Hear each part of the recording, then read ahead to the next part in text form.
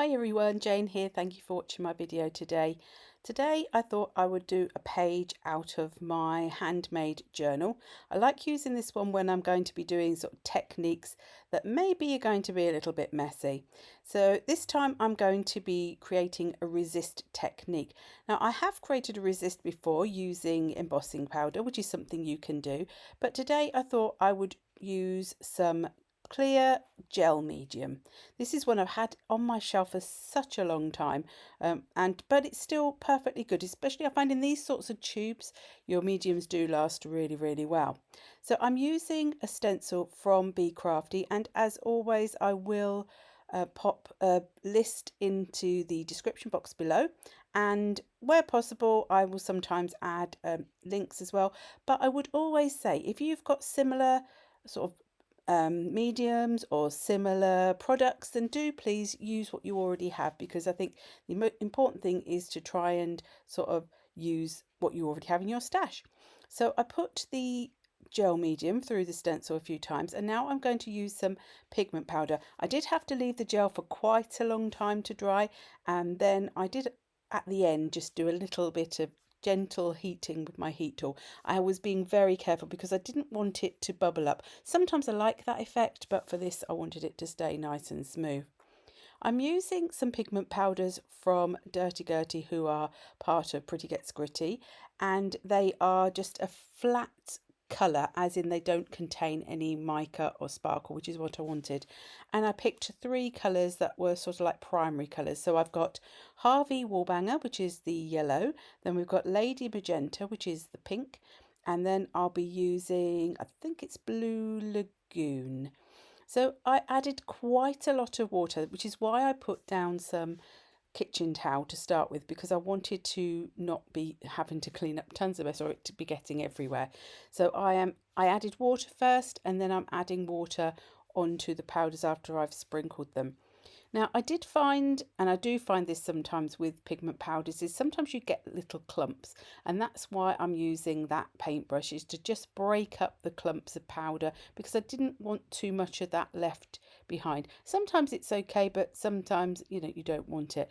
And I did know that once these three colours started to really mix with so much water, I might get a bit of muddying of the colours, and that did start to happen a bit down the right hand side. But what I did was, when I saw that maybe it was getting a bit more muddy looking than I wanted, then I went in with another color, one of the other colours, to sort of try and lift it back up out of that. But overall it wasn't too bad. I got the three primaries, plus I got the secondary colours with the purple and the green, not so much orange, but I did get a nice combination. Then I let that dry. Now here I've got a stamp set that I've had for a long time in my stash as well, from HunkyDory for the Love of Stamps collection.